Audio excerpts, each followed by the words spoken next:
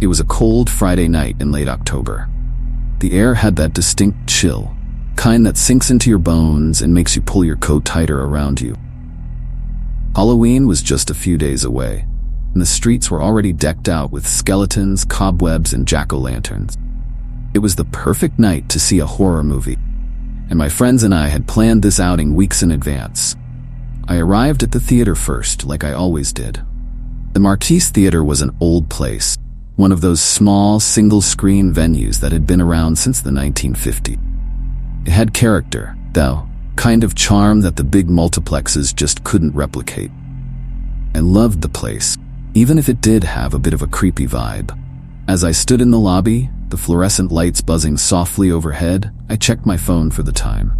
7:10 p.m. We had agreed to meet at 7 p.m. sharp, and Megan had already texted me that she was on her way. But Rachel, she was late, and that was odd. Rachel was never late. Where's Rachel? Megan's voice cut through the low murmur of the lobby.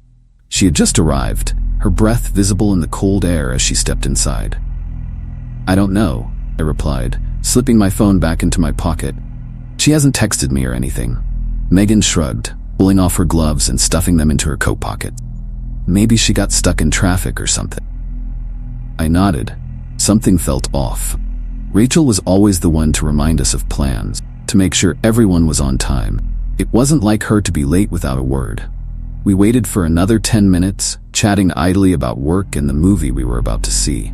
It was a new horror film, one that had been getting a lot of buzz for its eerie atmosphere and shocking twists. We were all horror buffs, so we were excited to see if it lived up to the hype. Just as Megan was about to suggest going inside and saving Rachel a seat, the door to the theater lobby creaked open. We both turned to see Rachel step inside, her long dark hair hanging limply around her face. She was wearing her usual black coat. Something about her seemed different. Hey Rachel. We were starting to worry, I called out, waving her over. Rachel looked up at us, and for a moment I swore her eyes looked wrong. They were dull, almost lifeless. Her skin seemed paler than usual. She gave a weak smile and walked toward us, her steps slow and deliberate. Sorry, I'm late, she said in a flat, almost monotone voice. No worries, Megan said, though I could tell she noticed something was off too. We're just glad you made it. We didn't press her on why she was late. Felt awkward, like something was hanging in the air that neither of us wanted to acknowledge. Instead, we all headed into the theater, handed our tickets to the bored-looking teenager at the counter, and found seats in the middle row. As we sat down, couldn't shake the feeling that something was wrong with Rachel. She was unusually quiet, barely saying a word as the previews played. Normally, she'd be chatting excitedly about the movie or making fun of the cheesy ads, but tonight, she just stared straight ahead, hands folded in her lap. Are you okay? I whispered, leaning closer to her as the lights dimmed. Rachel turned her head slowly to look at me. Her eyes were still that strange, dull color, and her expression was blank. I'm fine, she replied, but her voice was hollow, like she was speaking from far away. I nodded, though I didn't believe her. But what was I supposed to say? Something about her was really creeping me out, but I didn't want to ruin the night by pushing her. Maybe she was just tired or not feeling well.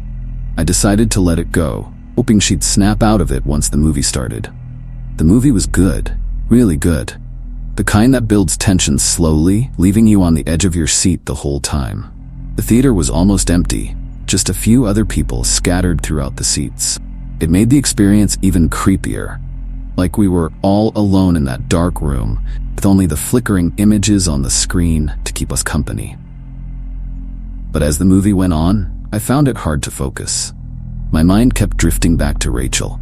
Every time I glanced over at her, she was just sitting there, staring blankly at the screen.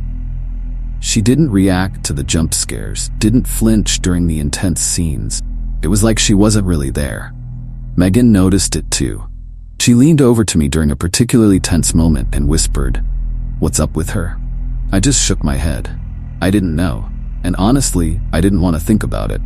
Something about Rachel's behavior was making my skin crawl, and I just wanted the movie to be over so we could leave. Finally, the credits rolled and the lights came up. The three of us stood up and filed out of the theater in silence. Megan and I exchanged nervous glances, but Rachel just walked ahead of us, her steps slow and deliberate, like she was moving through a dream. "Hey, do you guys want to grab a drink or something?"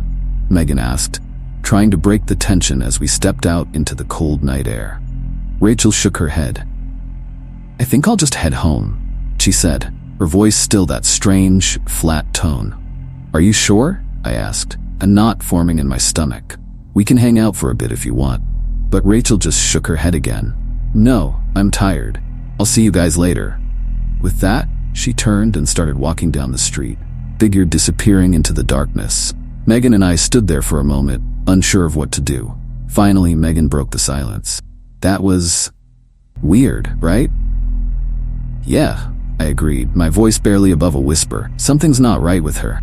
"Maybe we should call her tomorrow, check in on her," Megan suggested. I nodded. "Yeah, good idea." We said our goodbyes, and I started walking home. The streets were quiet, with only the occasional car passing by. The cold air bit at my cheeks, and I shoved my hands deeper into my pockets, trying to ward off the chill. As I walked, I couldn't shake the feeling that I was being watched. I kept glancing over my shoulder, half expecting to see someone following me. The street behind me was empty. Still, the feeling persisted, and I quickened my pace, eager to get home. By the time I reached my apartment, I was practically running. I slammed the door shut behind me, my heart pounding in my chest. I leaned against the door, trying to catch my breath. It was just my imagination, I told myself. The movie had gotten to me, that's all. But even as I tried to calm down, I couldn't shake the unease that had settled over me. Something was wrong, and it had to do with Rachel. I pulled out my phone, intending to text her, but before I could type out a message, my phone rang. It was Megan. "Hey," I answered, trying to keep my voice steady. "Alyssa." Megan's voice was shaky, barely more than a whisper. "You're not going to believe this." "What? What's wrong?" I asked, my heart pounding again. "It's Rachel," she said, her voice trembling. She was in an accident this afternoon, a car accident. "Alyssa, she's dead." I felt the blood drain from my face. "What? No, that's impossible. We just saw her. We just watched a movie with her." "I know," Megan said, her voice breaking, "but I just got a call from her mom. She was killed instantly, around 4 p.m. today." I staggered back, my mind reeling. "No, that can't be. We were just with her, Megan. We were just with her." "I don't know what's going on, Alyssa," Megan whispered, "but whoever or whatever was with us tonight, it wasn't Rachel." I felt like I was going to be sick. My head was spinning, and I could barely comprehend what Megan was saying. Rachel was dead. She had been dead for hours. But if that was true, then who had we seen at the theater? As I stood there, trying to make sense of it all, I heard a noise. It was faint at first, barely audible, but it sent a chill down my spine. It was the sound of a doorbell ringing. I turned slowly, my eyes locking onto the front door. The bell rang again, louder this time, more insistent. Megan was still on the phone, her voice frantic in my ear. "Alyssa, are you there? What's happening?" "I don't know," I whispered, my voice shaking. "Someone's at the door." "Don't open it," Megan said urgently. "Alyssa, don't open the door." I didn't need her to tell me that. Every instinct in my body was screaming at me to stay away, to run, to hide. I couldn't move. I was frozen in place, my eyes glued to the door. The bell rang again, and this time, it was accompanied by a soft, almost hesitant knock. My heart was pounding so hard I could barely hear anything else. Slowly, as if in a trance, I stepped toward the door, my hand trembling as I reached for the peephole. "Alyssa, no." Megan's voice was desperate now, but it felt distant, like it was coming from far away. I pressed my eye to the peephole, my breath catching in my throat. And there, standing on the other side of the door, was Rachel. She looked exactly as she had at the theater, pale with those dull, lifeless eyes. But now, up close, I could see that there was something horribly wrong with her. Her skin was too pale, almost translucent, and her eyes, they were empty, devoid of any life or emotion. She stared straight ahead, her expression blank, as if she was waiting for something. Waiting for me. I stumbled back from the door, my heart racing. "Megan." "She's here," I whispered, my voice trembling. No, that's not Rachel," Megan said, her voice breaking. "Alyssa, get out of there. Now." But I couldn't move. I was rooted to the spot, my mind racing, trying to make sense of what was happening. This couldn't be real.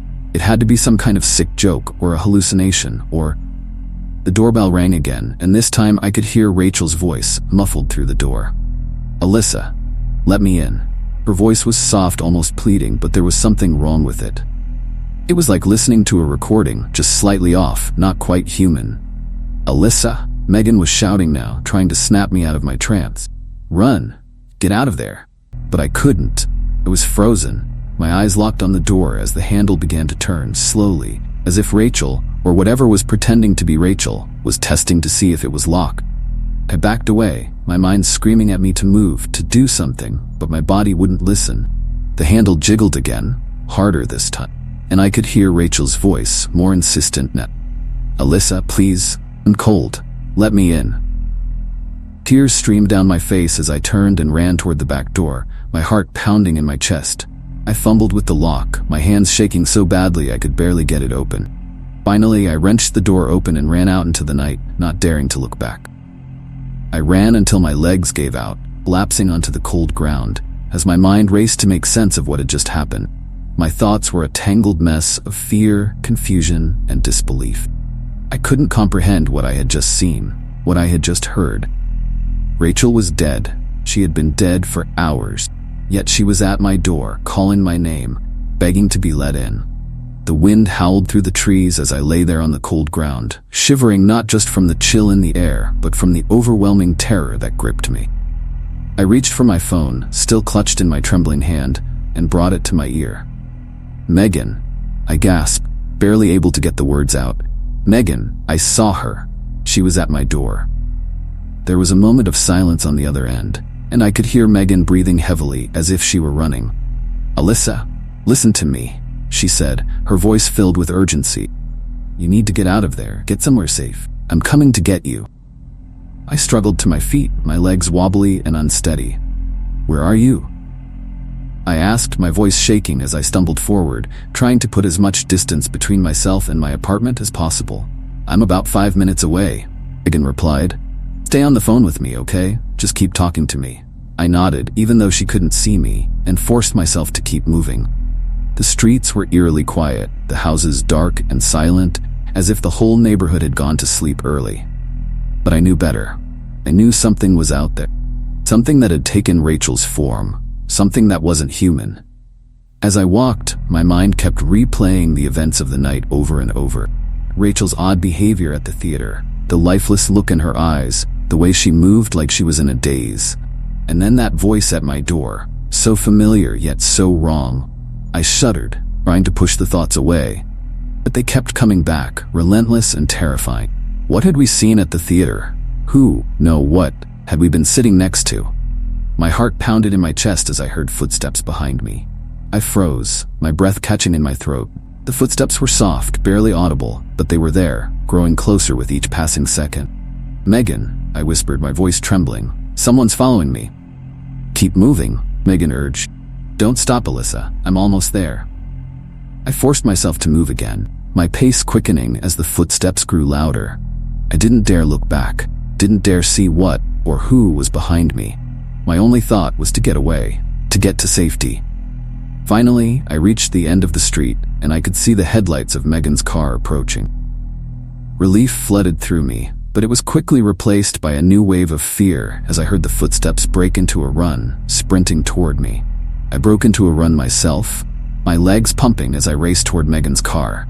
I could see her now, her face pale and frightened as she leaned out the window, shouting my name. "Alyssa, get in!" I didn't need to be told twice.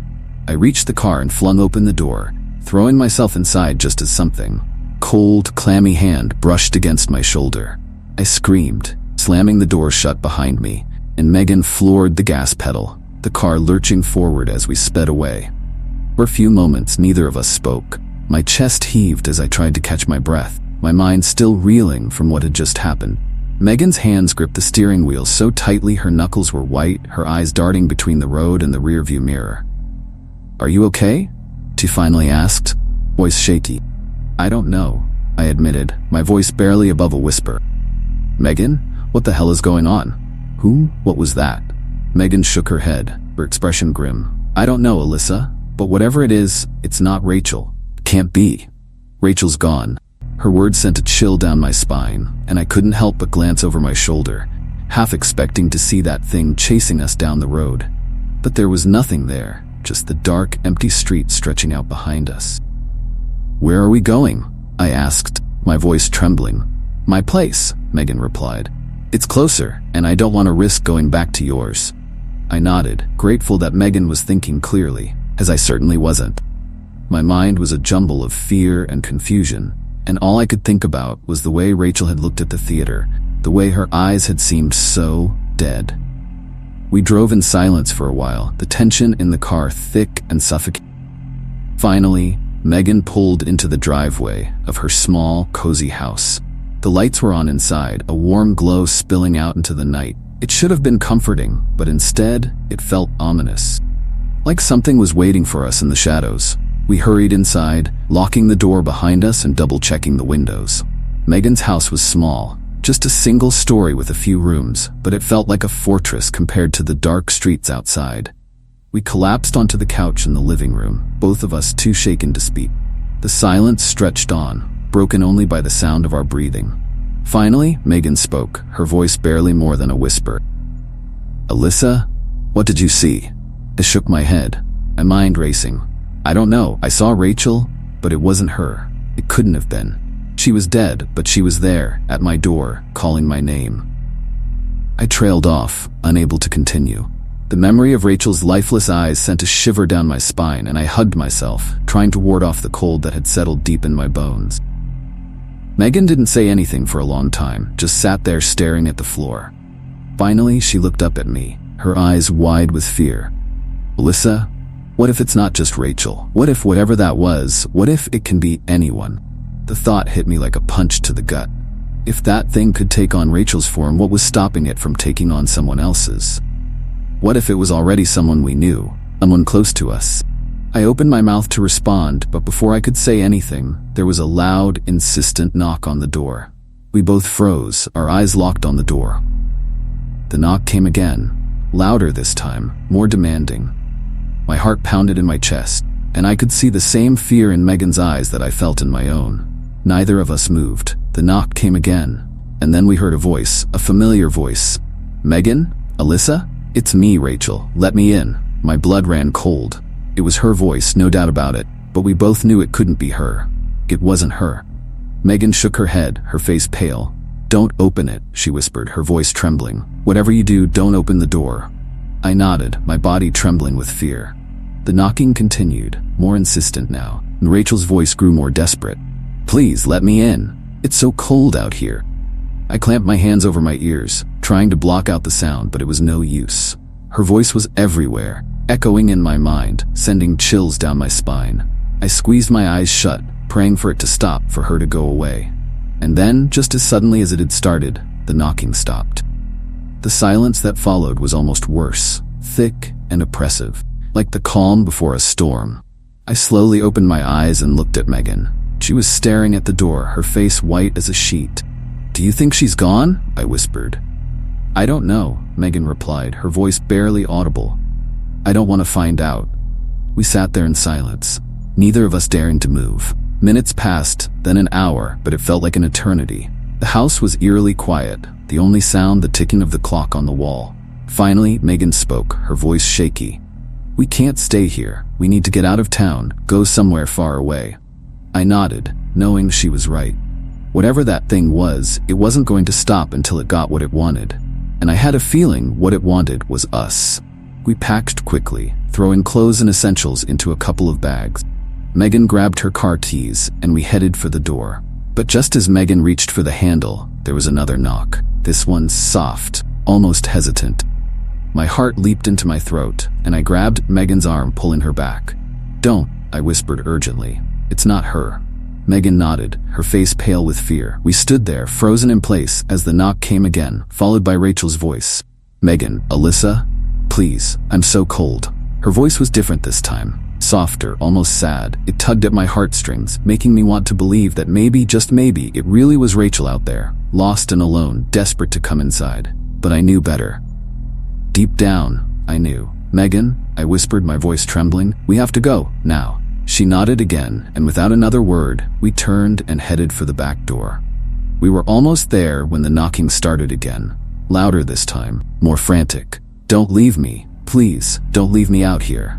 I felt a pang of guilt, but I shoved it aside. Whatever was out there, it wasn't Rachel. Couldn't be. Rachel was gone. We reached the back door, and Megan fumbled with the lock, hands shaking. Finally, she got it open, and we stepped outside into the cold night air. We didn't look back as we hurried to the car.